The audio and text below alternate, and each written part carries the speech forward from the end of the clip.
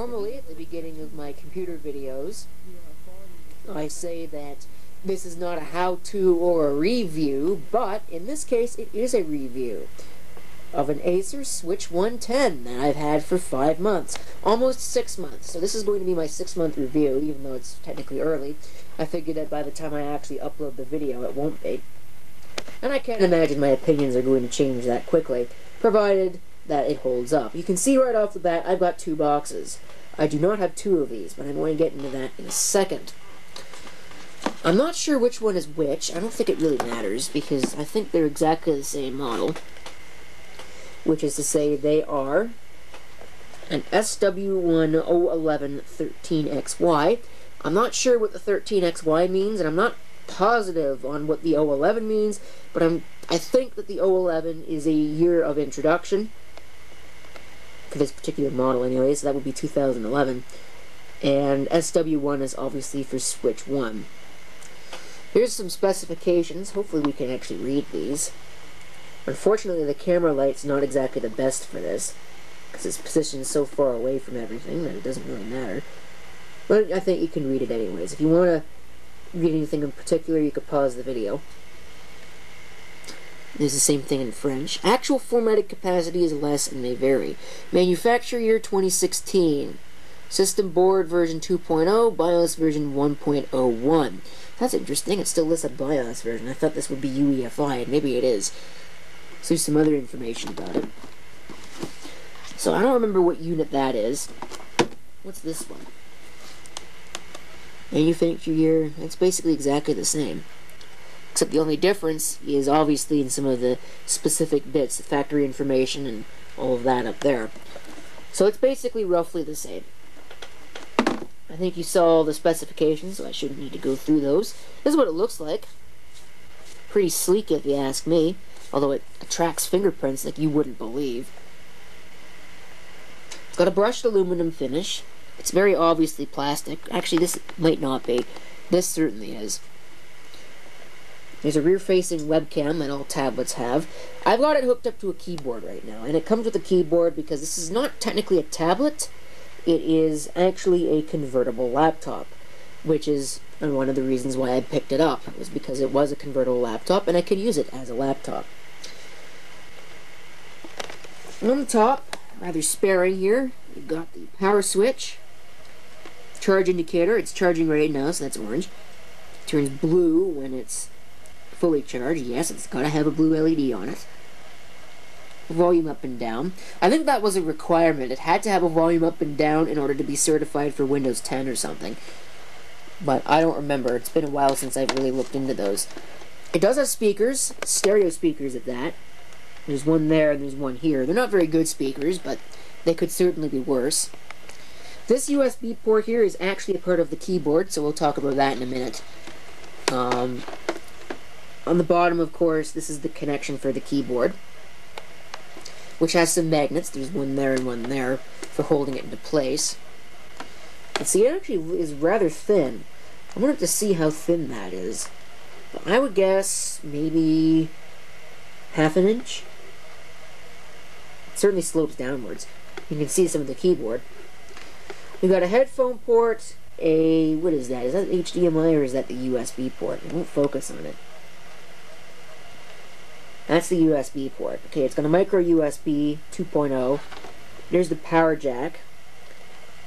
It's got a mini, or I think that's actually a micro HDMI and a micro SD card slot.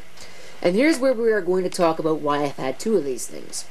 Before I even get into anything else, this power supply is the flimsiest thing I have ever seen in my entire life on a laptop computer. Let's unplug it. There's your power supply connector. That's it. There's no support for that. So the first unit had 2 problems. Number 1 is this interconnect board here was broken. Probably damaged in shipping because I had to get it shipped from a depot somewhere because they didn't have any in stock when I went to go buy one. So that was a problem. And as a result of that, this power connector right here wasn't really, making a good connection. So I would have to wiggle this around. And guess what? I broke the power supply on the original unit. And further compounding matters, this does support charging via USB, but the USB port also stopped working. How handy. So this is the second unit, and I've been very careful with the power supply. You can kind of see the blue LED. Like I said, it supports charging via USB. However, there's one thing that you need to note, and it is that unless you've got a battery bank where you're plugging it into a power supply that outputs, let's see, 3 amps. So it requires about 3 amps in order to, have any acceptable charging. I use those little pocket juice things, and the only ones that I have that come close are, I think they're either 4,000 or 4,500 or something like that. Here are some examples of pocket juices that I use. I have 2 of these. One of them is an older model. This one puts out 5 volts at 1 amp. So that's a third of the capacity, the output capacity of the system power supply. This one doesn't have very much details at all about it. This is a generic one. I have 2 of these as well. I think if I remember correctly, these are either 2,000 or they're 1,700 or something like that, milliamp hours. And I'd imagine that they too put out 1 amp or less. This one is a 2,000 milliamp hour. I've only got one of these. And it only outputs 1 amp as well. This is the largest of the bunch. I've got 2 of them. 4,000 milliamp hours. And it puts out 2.4 amps maximum. But this one is a little skewed because it supports the quick charge method. So it could put out less than 2.4 amps at any one given time. That's the maximum that it can put out. So it still doesn't quite meet the output of the power supply. None of these here can really effectively charge the unit. They can keep it from running down, provided that you're not, using it heavily or you're really running out of battery. Like I'd say if you're at 5%, these are not going to help you. But in a pinch, it's very nice to have these. And they're more meant for phones and things that support or require less of an output anyways. But that's something to keep in mind if you're buying these to keep your Switch 1 running. Make sure that you get some of the larger capacity ones, because they will get you close. There are larger ones than even the 4,000. Those ones probably have more output power because they have more capacity, so they can support the higher output power. Those are the ones that you need to go for if you really want to charge this thing. Otherwise, I just keep the power supply around and take good care of it. Or, I'm sure you could probably find other power supplies that have the same kind of connector on them. Maybe grab a second one that has a similar output figure. But I would be wary to go more than 3 amps. It should be able to take it, but I've always been of the philosophy that it's only the voltage that matters, but you never know. You don't want to blow any circuit traces off the boards. And who knows, maybe that's what happened during testing. I almost forgot to mention there's a microphone here. It's a little pinhole. And I'm going to tell you right now, the microphone sounds like crap. At the end of the video, we're going to have a demonstration of both cameras and the microphone. Okay, so let's open it up, which I'm going to need 2 hands to do. Here is where the meat and potatoes of this review come into play. Right now it is in laptop mode. I will take it out of laptop mode and we'll put it into tablet mode in just a few. However, I want to talk about this keyboard dock, which has a single USB 2.0 port on the side of it. Very useful to have a full-sized USB port, because there's not very much that I could plug into a laptop, especially a Windows laptop, that runs on micro USB. I noticed that the rubber appears to have left some indentations, which are going to need to be cleaned off. That's these rubber pieces here. So that's kind of annoying. And it attracts fingerprints because, of course, it's glossy. Like everything else that's manufactured. There's no getting away from it.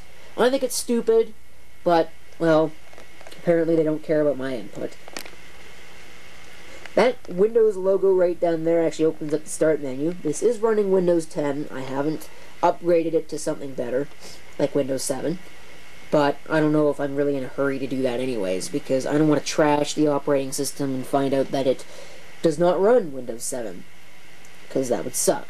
This keyboard unit is sturdy feeling, I suppose. I mean, it certainly feels plasticky and cheap and whatever, but, well, there's one thing. The keyboard is okay. I've said in the past that I'm not a big fan of chiclet-style keyboards, and this is no exception. It feels like I'm typing on a cheap kid's toy.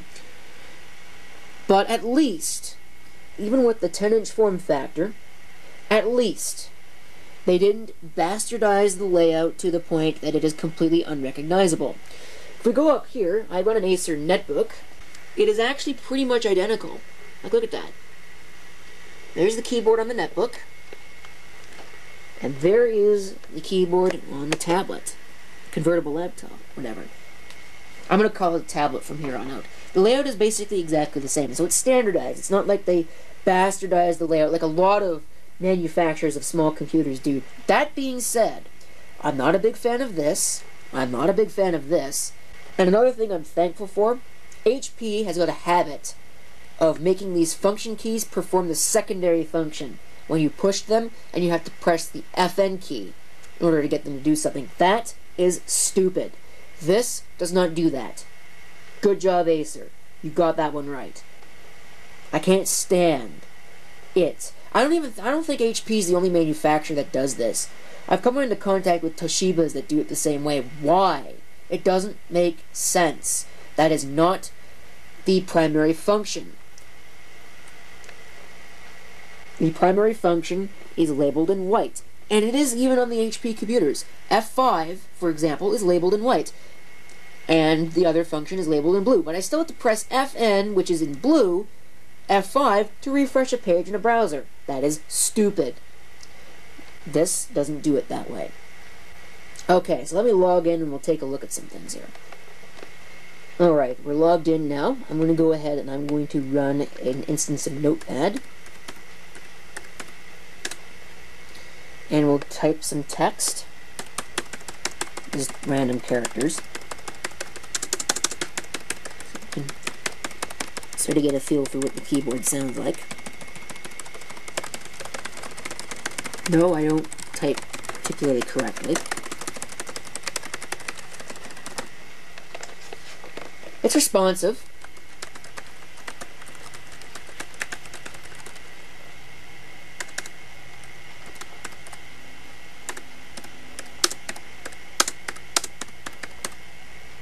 Seems to work fine. But the one thing that I think does not work fine is this trackpad. What are manufacturers thinking when they put these trackpads on computers? I'm going to try and not have a massive rant about this because I hate these trackpads that are this style. It's the Apple style. This is where it came from. It came from the Apple MacBook. I forget what they called the stupid thing, but it was garbage. But guess what? It's Apple, so everybody copied it. And now we're stuck with these stupid things. There are no physical buttons on this trackpad. Instead, you've got a push on the edge. And it doesn't even work very well. You can see right there. I go to push on something and the mouse moves. How dumb is that? See? It just did it again. Piece of junk. And furthermore, what's the difference between a left and a right click with this? Oh sure, it can figure it out on its own.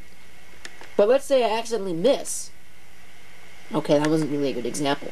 I'm not paying attention and I click right in the middle, even ever so slightly on the side, where the right button would be. Nope. It's not registering. Stupid. Absolutely stupid. And furthermore, why is there no way to disable the stupid, unbelievable, dumb gestures like the tap to click and the scrolling and the zooming? That is stupid. If I wanted to do that, I would use it in tablet mode. There is no excuse for it to be like this in laptop mode. Laptops don't do that. It doesn't make sense to do that on a laptop. So why is it a thing? It's stupid. That's what it is. But, guess what? Apple does it, so everybody else feels like they can do it. Absolutely ridiculous. So, this trackpad gets a major F in my book, The keyboard itself, I'll give it a C. It gets a pass. It's not the best, and the layout is kind of non-standard, but hey, at least it's not like stupid crap. Like, where is that thing? The netbook. The other netbook, the EPC that's sitting underneath that stack, has a completely bastardized layout on it. And they didn't even need to do that. They could have just got rid of some of the useless keys that nobody ever uses. But nope, they wanted all the keys, so they smashed them all together. Which was stupid. You got an enter key that's basically about this size. What the hell? That doesn't make any sense. So, like I promised, let's use this in tablet mode now. That stupid telephone has always got a habit of ringing while I'm trying to make a video. Alright, we are now in tablet mode. I'm going to refrain from talking smack about the Windows 10 operating system, because that is not what this is about. Other than to say that I think this would have been a much better Windows 8.1 machine, but that's obviously just me. So, a couple of other complaints that I'd like to make. Sometimes the system does not actually recognize it when I plug in the keyboard and I have to lock it and unlock it, which is kind of annoying. The auto-rotate on this thing, which it enables when you put it into tablet mode, actually works, unlike most other tablets, which is a big plus in the face of this thing. It's got, I believe, I could probably take a look at it. Yeah, it's got a Realtek RTL 8723BS. And if you ask me, a lot of the things that this thing does is, in fact, BS. It doesn't seem to support the 5 GHz band. That alone is not a big problem. However, it doesn't just not support the 5 GHz band. It is incredibly inefficient on the 2.4 GHz band. Half the time I find that it cannot connect to my wireless network when I'm at home, sitting right here. Even though, as you can see, I've supposedly got 3 bars of service. Yeah, 3 bars of service. Let's bring it up. Oops, that wasn't what I wanted. And see, well, 2 bars, whatever. You get the idea. It's not like I'm living in a dead zone or anything like that. And at work, it's even worse. I have to sit in specific places near the wireless access points in order to get it to recognize that, oh, there's a wireless network here, when no other laptop is like that, including a lot of the older ones that I've hooked up to. I don't know where it went, but I have an Android phone that I use as a hotspot. That thing can recognize it, and that thing is also terribly inefficient.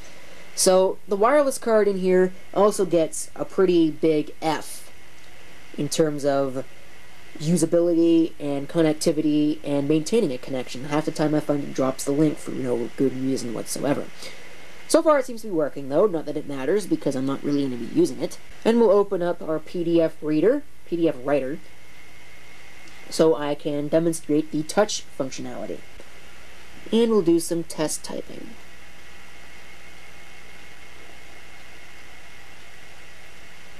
Picks up my crappy handwriting just like it usually looks. The digitizer on this tablet is excellent. Unfortunately, even though it's not part of this review, these touch pens are actually kind of useless. This is the second one I've been through in not very long either. They just don't seem to last very long. Oops, almost broke it.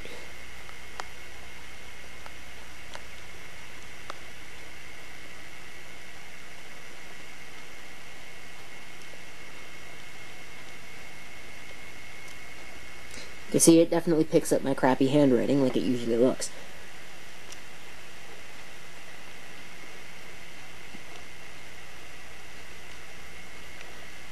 Nice.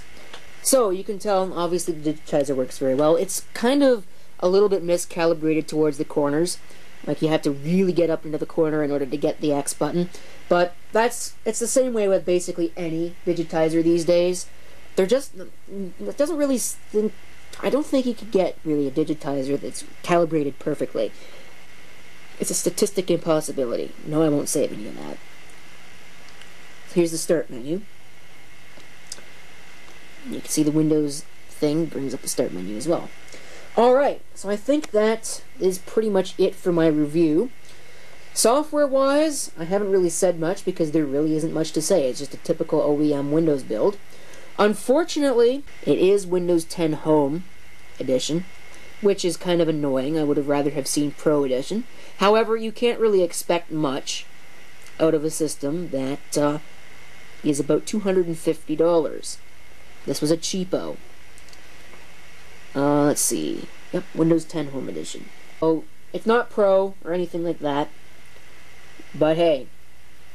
And it's only got 2 gigs of RAM. That's another thing I would have liked to maybe see a little bit more of. However, at the same time, I just bumped my knee on an XT that's sitting down there. At the same time, it was $250. For $250, you get quite a bit. It's a 10-inch Windows tablet.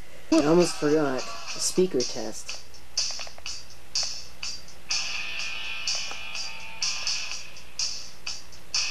You can probably tell the speakers are quite tinny.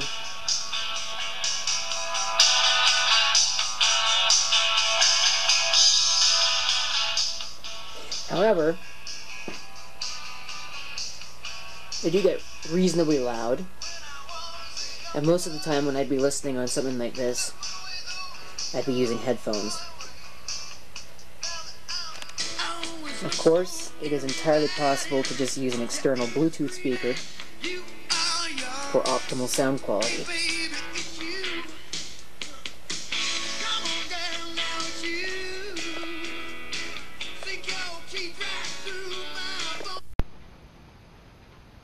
Okay, so this is not just going to be a camera test, but also the audio test. I've tried to put it into 4:3 mode, but it looks like it ignored me completely, which isn't a surprise. There's some motion. Here's a couple things.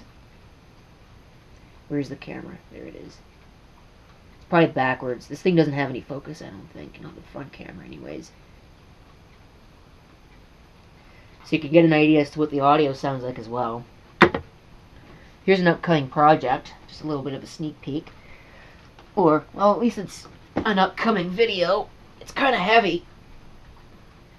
There you go. Just random objects that I can thrust in front of it. Because why not? Again, it's probably backwards. But I think that's a pretty good test of the front camera. Let's switch over to the back one. I don't think I could do that while I'm recording. Nope, I'm going to have to make another video. Okay, so here's the back camera.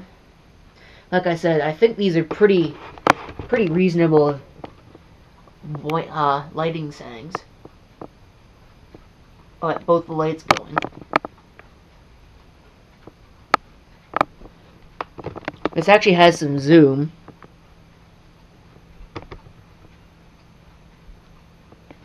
Of course, it's only digital zoom. Ooh, wow. That's funny.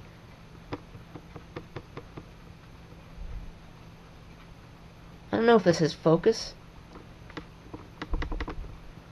Let's see if I can just drag that all the way down where it's supposed to be. Put this thing down. We'll see if we have any focus.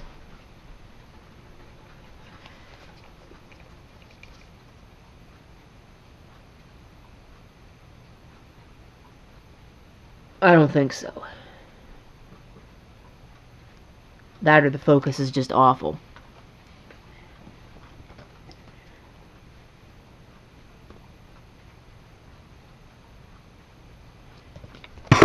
Oops.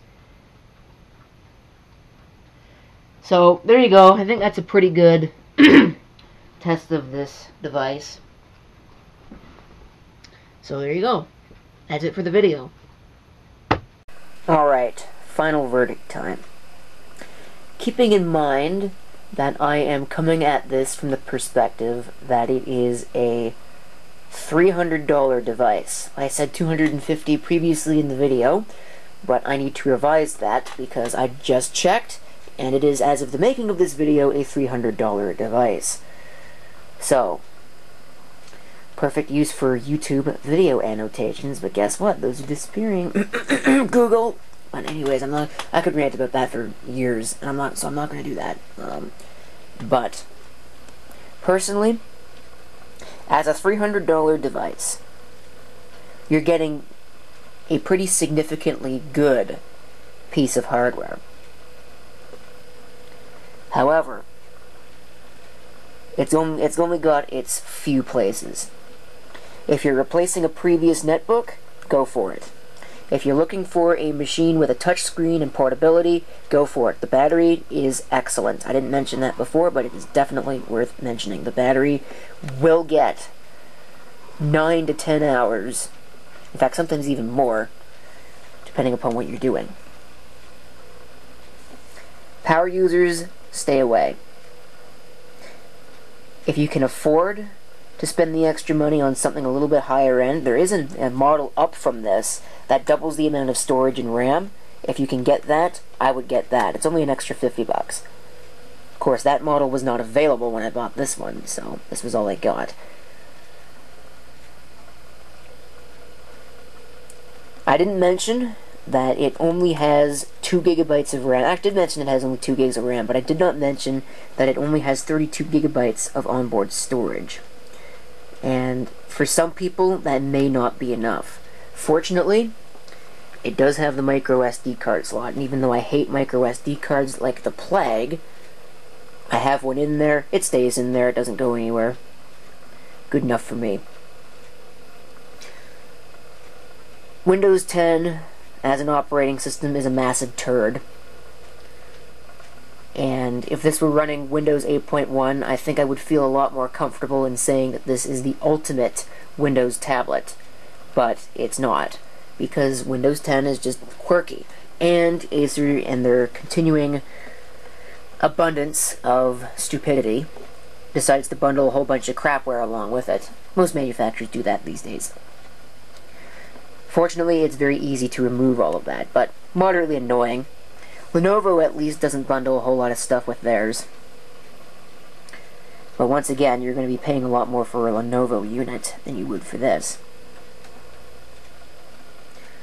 That's all I can really think of to say software-wise, and hardware-wise, it's just your standard fare. The build quality is acceptable for something that's $300. I mean, it's not built the best, but if you're paying such a low price, I wouldn't expect something that's built the best, because it's not $19.99 anymore, unfortunately. The keyboard, I like the layout. The layout is pretty decent, when you consider that a lot of manufacturers these days love to play shenanigans with the keyboard layout. Like I mentioned, I am not a big fan of this small shift key. I find myself constantly hitting this button, which is a duplicate of the one that's over here, so I see no reason why it's there. The only reason why it's there, actually, to rephrase that, is because this has got, the French characters are different. But really, come on, just make a different version with a different keyboard for the French. That's not difficult. And in fact, that's what most manufacturers do or did. And we got along fine. Guess we can't have nice things anymore, can we? Nevertheless, keyboard layouts remain mostly unchanged from previous Acer products. The other thing I didn't like about the keyboard was this, right here, this, again, I find myself constantly hitting this key. But, whatever, we can't have everything. Normally, this key would be in between the Enter and the backspace. Personally, I would have rather have seen a long Enter key like this, and have that key there. But, again, you can't have everything. The connector itself looks to be fairly decent at the back there. The magnets are powerful enough that I don't have to worry about it falling off. It doesn't make very good connection, as you can see. Not all the time, anyways. But it's acceptable. The hinge is great. It's not one of those stupid flimsy flexi hinges that will break the second that you breathe on it. If I had to give this thing major minuses in the hardware department, it would be because it's only got one full-sized USB port. This thing is thick enough that it probably could have had a full-sized USB port put on it, but it's only got micro USB. There are not very many peripherals that use micro USB, even now. And the other big hardware minus I'm going to give this thing is on the trackpad, or clickpad. I think that's a Lenovo trademark, actually. This thing is the worst mouse ever invented. Apple should be ashamed for having invented it. Consumers of Apple products who bought it and said it is good, should be ashamed of themselves because they are wrong. It is not at all. Okay, maybe that last point's a little bit rude because an opinion is not wrong, but at the same time, it's just awful. Like, and not even in a semi-redeemable way. There's no concept of difference between buttons here. So, you know, like I showed you, if I click slightly in the middle, oh, it works there. Now, of course, it's working on camera, but whatever. You get the point. I have a habit of clicking right on the edge, and usually that doesn't work. Of course, it figures now that it's on video, it's working, but whatever, you don't have to take my word for it. If I click right on the edge here, it does not register as a right click, which is annoying, beyond all extensive being annoying. So, overall, it doesn't get my 100% seal of approval. If you're looking for a netbook replacement or something with portability and a touchscreen, it's great. If you're looking for storage space, look elsewhere. If you're looking for a great user interface experience, look elsewhere. Certainly not something that's got Windows 10 on it. If you're looking for a performance machine, look elsewhere. This is not the biggest, most high-performing machine out there. I think in order to get high performance, you'd probably have to go for something like a Microsoft Surface. As sad as it is to say, having to go buy the Microsoft product. But there's one thing. Or you could buy an Android product of some kind. Because I'm sure I'll get hate on from the Android crowd for not recommending anything Android. I haven't really been terribly enthused with anything Android I've ever used. So, even though lots of it's acceptable, I would rather get by on a Windows tablet. So, I give it a pass, a passing grade. It doesn't exceed my expectations. It meets them, but it doesn't exceed them. And I think that it is great for somebody that, once again, needs a touchscreen and needs portability and is replacing a netbook. Or just wants to have it around for yet another machine. Or they're replacing a junky tablet that is lower in spec and doesn't run as well as this, which I did. I replaced an Android tablet with this thing. So there's that. But performance users, or power users, sorry, and people looking for larger screen resolutions, even though I think that anything larger, what is the resolution of this thing? I think it's like 1366 by 768 or something like that. Resolution on this panel. Well, that was stupid, and it didn't even help me at all. It doesn't even tell me what the resolution is. 1280 by 800. That is the resolution of the panel.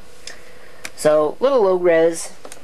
But if you ask me, 10.1 inches, 1280 by 800 is more than enough at 10 inches.